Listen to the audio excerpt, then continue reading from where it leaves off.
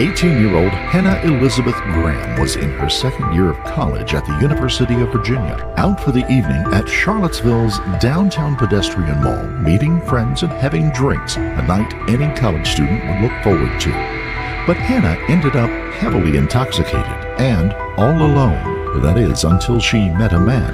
Her last words overheard by a passerby on the street were, "I'm not getting in the car with you," and then she was gone.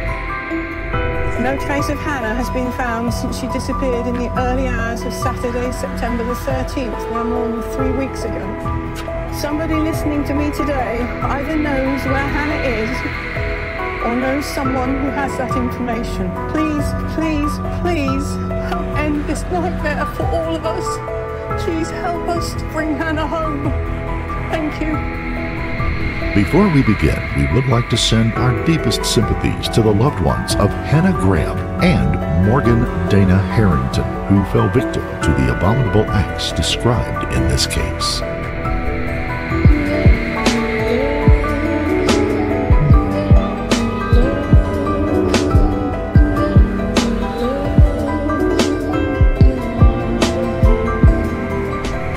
Hannah Graham was born in England, a daughter of John and Sue Graham and the baby sister of James Graham. At the age of 5, the family moved to the United States, where they made their new home in the Stratford Landing area of Fairfax County, Virginia. A charming neighborhood once known as River Farm. The previous landowner was George Washington. Hannah came from a solid family. She was a happy, bright girl who loved life. Hannah was smart, athletic, musically inclined, and all around a great person, bursting with vigor. Until she met Jesse Leroy Matthew Jr. Then the world would go dark and terrifying.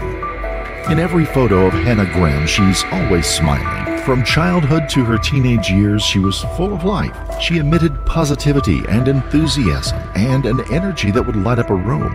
To those who knew her, she had the potential to take the world by storm. Hannah had an amazing future ahead of her, if not cut short by an evil that too often inflicts the world with its selfish degradation. On September 12, 2014, at around 9:30 p.m., Hannah left her residence at the Grand Mark apartment complex to meet up with friends. They would then be heading to Charlottesville's Fig Restaurant around 10:48 p.m. for drinks. Afterwards, Hannah headed to Camden Plaza Apartments on 14th Street to attend a party. At one point, she said she wasn't feeling well and was going to leave. A friend had offered to walk her home, but she refused. Her own apartment building was within walking distance from the Camden Plaza, but when she left the party around midnight, she went in the opposite direction towards the Tempo restaurant located several blocks away. Hannah was captured on surveillance videos as she walked past businesses on her way to the downtown Charlottesville Mall, where Tempo was located. This would come into play later. It was then technically September the 13th at 12:44 a.m. At 12:56 a.m., she sent a text to one of her friends telling her that she was lost and that she didn't feel well. Hannah was allegedly quite intoxicated at the time she sent the text. Had Hannah gotten turned around by accident, or had the alcohol intoxication caused her marked confusion? Earlier that evening, in another area of town, 32-year-old Jesse Matthew, a part-time taxi driver and operating room technician, had headed to the Lazy Parrot for drinks. Afterwards, he began bar hopping through downtown, making several rude and unwanted advances towards women. Those same women would later report that Matthew had stepped over the line with them. After a period of time went by, Matthew and Graham's paths would eventually cross. At first, Matthew let her walk by without drawing attention to himself, and then he saw his moment. He turned and followed her. With Hannah's heavy intoxication, her alertness to her surroundings would have been a little slow. A very dangerous thing, considering she was all alone. Surveillance footage seemed to show that Hannah had been wandering around as though disoriented to her time and place. Matthew came up beside her, put his arm around her, and they were now walking together towards the Tempo restaurant. Matthews went inside and bought 2 drinks, and there is some contradiction on whether Hannah was in the bar or outside at a table, and if she was actually served. The last text that Hannah sent to a friend stated, "I got stuck down, though." which made no sense at all to her friend. It was 1 a.m., and it would be the last communication to anyone from Hannah. Had an alleged predator just claimed his next victim? On September 14th, Hannah's friends were very concerned about her and reported her missing. They had last communicated with her in the early morning hours around 1 a.m. on the 13th. Now, friends and family could make no contact with her at all, and no one had seen her. Hannah was not the type of person who would go without informing someone. She was a responsible person, and everyone's concern grew deeper by the minute. Police immediately started a search for Hannah, and the state and federal law enforcement were called in as soon as possible. Hannah's disappearance had hit a nerve. There had been several other females in the past who had gone missing throughout Charlottesville and in Albemarle County. So Hannah's case would gain national attention rather quickly. They needed to find her, and soon. With thorough investigation and collection of surveillance videos around town, law enforcement were able to put together a timeline of Hannah's steps throughout the night up until the last time she was seen and who she was seen with. Hannah Graham, where are you? We want you back where you belong.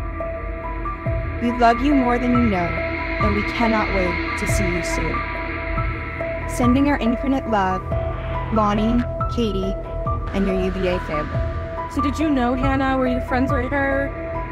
Well, Erin, I lived on her floor last year, but I didn't really have a close personal relationship with her, but I knew who she was. How did you feel when you found out that she was missing? It was shocking. This is such a big school, and no one really hears about this type of thing, and it's just really hit home because I actually knew who she was as well, which just really shocked me. Is knowing her the reason that you're here tonight? No, definitely not. I think I would have come no matter what. Everyone's been so supportive this whole time. It's just been and it's been great to see support from everyone. Hundreds gathered at the University of Virginia to show their support for Hannah Graham and her family during a candlelight vigil, and many of them would also show support through a community search for Hannah. They wanted to do anything they could to help find her. She had touched the lives of many and cared about them as well. Now it was their turn to do the same for her.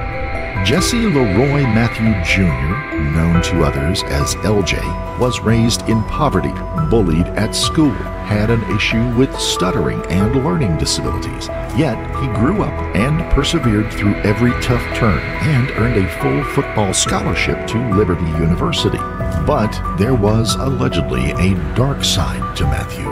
He was accused of rape of a female student in 2002 at the university. He quickly left Liberty and enrolled at Christopher Newport University in 2003, but once again his dark side loomed. There he was accused of another sexual assault. The victim was not identified. After he left school for good, he just bounced around from job to job. One of those was being a taxi driver in the Charlottesville, Virginia area, and he knew the area well and how to get around. In 2005, a young woman was attacked and raped as she walked home from a store in Fairfax County. It was alleged that he threatened to kill her unless she let him do whatever he wanted. She was left alive and was taken for medical treatment along with having a boot kit done. Investigators were able to lift DNA at the crime scene, build a profile, but the DNA did not come back to any known suspects on law enforcement's database. The woman feared for her life so much that she chose to move back to her home in India. Oddly, family and friends would say that Matthew was a kind-hearted soul willing to help anyone. He was a gentle person with a big heart, they said. Even women he had dated in the past said of their relationships that he was charming and tender. Yet, here was Matthew being accused of previous assaults, at least 12 women in all that were known of. It just didn't make sense. One of Matthew's girlfriends even told detectives that he had a rough childhood, and by rough she meant he had been sexually abused. Jesse was sexually abused by at least 3 different individuals throughout his elementary school years. One individual in particular raped him on several occasions and forced him to keep it a secret. I have no doubt this repeated sexual trauma during his developmental years had played a key role in the allegations against him. It was never fully confirmed by either family or friends, but Matthew alleged that the sexual assault had occurred against him while he was growing up. If it were true, it might just explain his Dr. Jekyll and Mr. Hyde persona, going from a nice guy to something else entirely. Had a nature versus nurture issue influenced Matthew's downward spiral towards his own undoing? Matthew's own father drank and was absent from his life at times, and had even been arrested in 2006 for indecent exposure. What kind of example was his father setting for this young man? Could these things have impacted his developmental years, possibly evolving into a serial rapist murderer? Was Jesse lashing out against his past, or giving in to a drive that had emerged from deep within himself? On September 19th, detectives retained a search warrant for Jesse Matthews, labeled as the back-to-school killer's apartment. A cell phone with a missing SIM card was recovered, as were men's shorts with DNA. When it was examined, it contained both sperm and DNA from Matthew, but also DNA from Hannah. Her DNA was located also on the passenger side door of Matthew's vehicle. A second warrant was issued the next day to search Matthew's apartment again. Investigators said that he was not charged yet in connection with Hannah's disappearance, but he was the last person to be seen with her on the night she disappeared. With the second search completed, the investigators would leave with several evidence bags in tow. Some of the items were Matthew's Galaxy phone, bedding, pillows, more clothes, a toothbrush, hair samples, a wallet, a cigar butt, and fibers that they had collected. With a third search warrant, investigators collected a pair of white shorts and a maroon-colored shirt, along with a towel with a reddish-brown stain on it. Matthew owned an orange Chrysler Sebring, which was also seized. Investigators called in a bloodhound unit that located Hannah's scent at the rear entrance to Matthew's apartment, the passenger door of his vehicle, and a nearby dumpster. September the 20th, Matthew shows up at the Charlottesville PD asking for a lawyer, but refusing to speak to police about Hannah. It was said that he left the PD, got into a car, and left at a high rate of speed. Investigators in turn tailed him, but he was able to elude them, and a nationwide manhunt went into play. It was also revealed that Matthew had gotten a new driver's license and also had withdrawn most of his money from the bank. A wanted poster was issued for Matthew, described as a black male in his early 30s with dreadlocks and a goatee, just under 6 feet tall and over 260 pounds. He was last seen wearing a white shirt and black jeans, possibly in the possession of his sister's blue Nissan. It was disclosed that Matthew's family had pleaded with him to assist the detectives with any information he was aware of in the disappearance of Hannah Graham. His aunt, named Alice Fletcher, told police that the family were trying to do all they could to help Hannah's family find their missing daughter. Ladies and gentlemen, good afternoon. My name is John Graham. I'm Hannah's father. My right here is Sue, Hannah's mother, my wife. As this nightmare for Hannah, for us, Hannah's big brother James, her grandparents, and for Hannah's extended family continues, we would like to make this statement.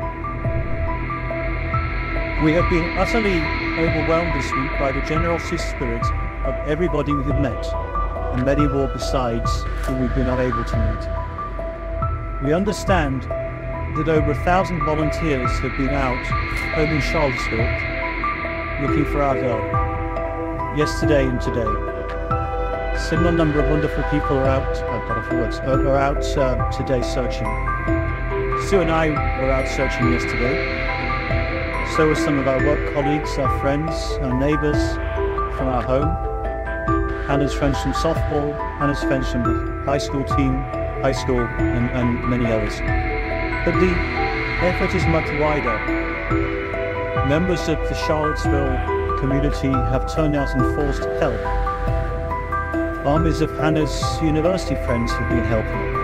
On September 24th, Matthew was spotted on a Texas beach by the Galveston County Sheriff's Department. With Matthew's own vehicle impounded, he had used his sister's blue 1997 Nissan Sentra and was now staying on the beach in a tent. A passerby had recognized Matthew from the news reports and called 911. He was detained by law enforcement officers and extradition was filed. Charlottesville investigators would head to Texas to pick up Matthew. He was officially listed as a suspect in the disappearance of Hannah, and the reward for leads for the discovery of Hannah was set at $100,000. You know, the reward to find missing Hannah Graham is now up to $100,000, but the man charged with abducting her is now behind bars. We want to show you two key pieces of video from Galveston, Texas. But first, take a look at this. This is the new mugshot after being arrested and booked. We know 32-year-old Jesse Matthew had been in Texas since at least Tuesday because here he's seen walking into a convenience store. Police say he purchased bug repellent spray. Matthew was taken to the Charlottesville Albemarle Regional Jail, where he would be held without bond. The search for Hannah Graham would continue. On October the 18th, skeletal remains were found at a property off of Old Lynchburg Road in Albemarle County. The location was in a densely wooded area behind a vacant residence. Investigators expanded the search area to find the rest of the remains. Today, teams back out searching for more clues. ABC's Bazi Kanani has the latest from Charlottesville. Tonight, police sealing off what is now a crime scene after the discovery of human remains that could be 18-year-old Hannah Graham. The usually emphatic Charlottesville Police Chief somber, explaining more tests must be done to confirm the identity and thanking searchers. A crop top and jeans that looked like the same ones Hannah had been wearing on the night of her disappearance were found nearby. The top was inside out and the pants had one leg inside out. A watch was also found. What wasn't located were the undergarments, shoes, or a cell phone. A nearby resident told investigators that on the morning of September the 13th, they had seen Matthew's car backed into an access road that goes behind the property. The gate was closed and no one was in the vehicle. Investigators learned that Matthew was very familiar with this location. By driving a taxi in the area for the last several years, he would know where the remote and hidden areas would be. The remains were transported to the chief medical examiner, Dr. Kevin Whaley in Richmond, who in turn performed an autopsy and determined that the death occurred from homicidal violence. The most likely cause of death was strangulation or suffocation. Further studies showed two other things. The first was there had been two perimortem, meaning at or near the time of death, nasal fractures. The second was that the victim was definitely that of Hannah Elizabeth Graham. When DNA evidence was collected, investigators were able to connect Matthew to Hannah Graham's murder. But by a forensic link, they were also able to tie him to another murder which had occurred in October of 2009, that of Morgan Dana Harrington. In January of 2010, Morgan's remains were found located on a 742-acre property of the Anchorage Farm in Albemarle County, Virginia. The remains were found by the owner of that farm in a remote area of the property. The owner at first thought they were the bones of an animal, but when he got closer, he realized it was human and called the police. Morgan's death was ruled a homicide. In a stunning revelation, the remains of Hannah and Morgan were found just 6 miles apart. Forensic evidence found on Morgan's shirt matched DNA from Matthew. Unexpectedly, it also matched the assault and rape mentioned earlier that had occurred in 2005 in Fairfax, Virginia. 3 women now had been linked by the viciousness of a serial murderer and rapist.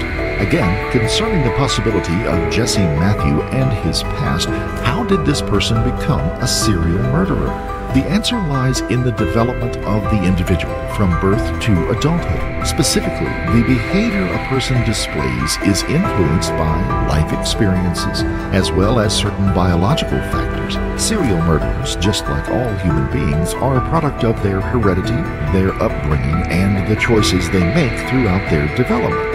February 10th of 2015, Matthew is formally charged with Hannah's murder.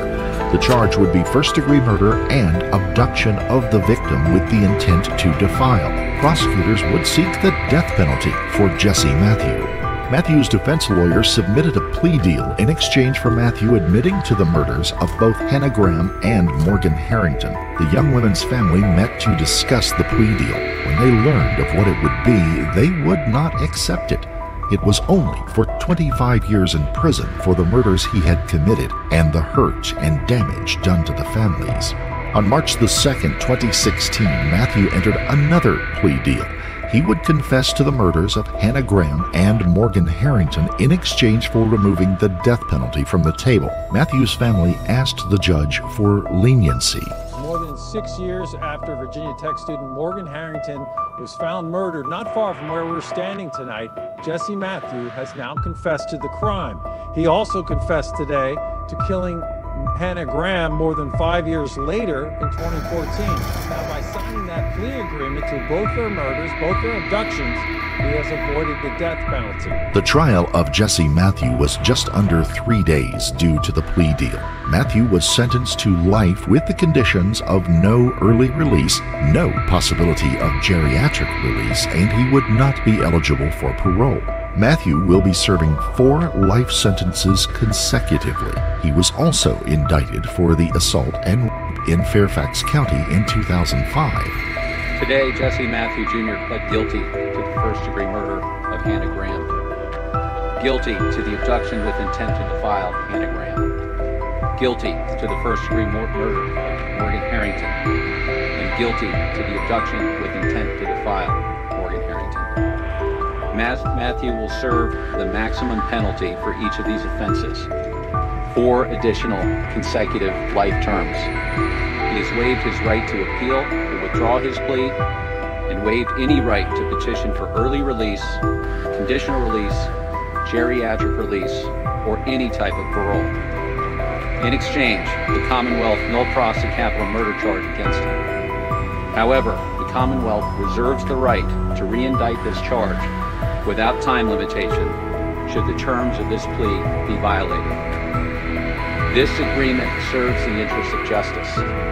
It ensures public safety and offender accountability with the plea of guilty, 4 consecutive life terms, and the elimination of any possibility of release. It serves the interests of justice by providing a joint resolution consistent with the wishes of the Graham and Harrington families that avoids the additional re-victimization associated with highly public trials. When Judge David Schell handed down the sentencing, he made a direct point of the fact of Matthew's attacks on his victims being so brutal and acted out with such horrific viciousness. After sentencing, Matthew's mother screamed and had to be removed from the courtroom.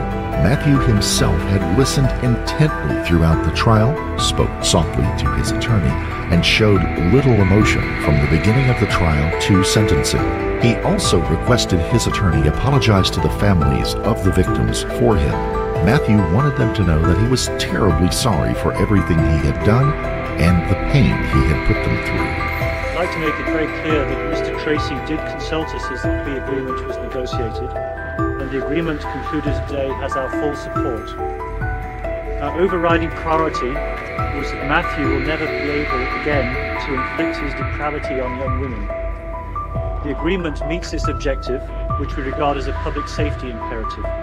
Matthew's deeds show that he is far too dangerous ever to be allowed to be free. The agreement also spares Hannah's friends who would have been witnesses, the community, our family, and us, the re-traumatization that a 4-week trial would have brought. The finality and accountability that has been achieved today with this plea agreement will allow our family to redirect energy into healing and recovery. Both are areas that we have neglected during our quest for justice for Morgan. It has been a very long journey to this point. Nothing can replace a child, not words of sympathy, not offers of an embrace, not apologies from the accused, but there may be some closure to this story and healing for the families and friends that loved these young women and still do. Hannah Graham's parents, John and Sue, are asking lawmakers to expand the state's DNA database. In 2010, Matthew was arrested for trespassing. He was convicted, but the crime was not considered serious enough to acquire his DNA. The Grahams want a study that would expand the number of misdemeanor crimes that would require DNA from an individual. If said individual commits another crime, the database would respond with a hit on the name, and authorities would be alerted and aimed at apprehending the perpetrator. If such a law was previously in play when Matthew was arrested in 2010, Hannah's parents believe that their daughter and Matthew would never have crossed paths, and Hannah would still be here. They're testifying before the State Crime Commission, pushing for enhanced DNA collection in the Commonwealth from people convicted of certain misdemeanor crimes. Doing the utmost possible to remove dangerous sex offenders and murderers from the streets of this country is a very basic part of protection of the people. Jesse Matthew was convicted of murdering Hannah Graham in 2014. 4 years beforehand, he was convicted of a misdemeanor. Hannah's parents say if the change was in place, she would still be alive. Had Jesse Matthews' DNA been taken on his conviction for criminal trespass, then he would have been in jail where he rightly belonged. We wouldn't have been roaming the streets of Charlottesville looking for the victims, and Hannah would still be alive. Hannah's friends, family, and the University of Virginia funded several initiatives in her honor, including scholarships and a memorial softball tournament in her name. In June of 2018, Virginia Governor Ralph Northam signed bills that would expand the list of misdemeanor convictions that trigger mandatory collection of DNA for the Commonwealth's databank. Since Harrington's death, her mother has devoted herself to Help Save the Next Girl, a nonprofit organization she founded to honor her daughter and familiarize young women with the potential predatory dangers. Morgan's family also funded a scholarship at Virginia Tech and a school in Africa, both in Morgan's honor. They also fund a nonprofit called Save the Next Girl. In December of 2020, Matthew was moved from Sussex State Prison to Richmond Hospital under tight law enforcement presence. He has been diagnosed with stage 4 colon cancer. The man responsible for the murder of 2 Virginia college students has been transferred from Sussex One State Prison to a hospital here in Richmond. Back in 2016, Jesse Matthew Jr. confessed to the murders of Virginia Tech student Morgan Harrington and University of Virginia student Hannah Graham. In May 2019, he revealed to our Laura French he had been diagnosed with stage 4 colon cancer. At this time, we know that Matthew has been transferred to the MCV Hospital Security Care and remains in custody of the Virginia Department of Corrections. We do not know the reason he was sent to the hospital, but we're going to continue to bring you updates on this developing story as we learn them. Gil Harrington, Morgan's mother, said, "We are not invested in retribution.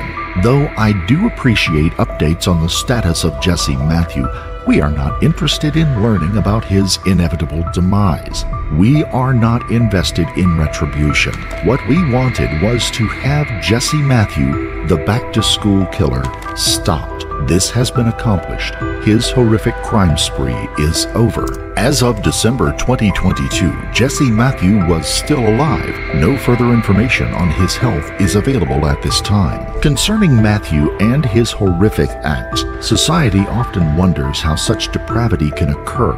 A serial murderer can blend directly into their own community, hold jobs, and function as any normal individual would. They choose the time when they put their crimes into play. Then they have a cooling off period and return to their normal everyday lives. They know how to gain the trust of their victim and lull them into a false sense of security. Then, at just the right moment, they strike. This is a timeline compiled of Jesse Matthews' criminal history.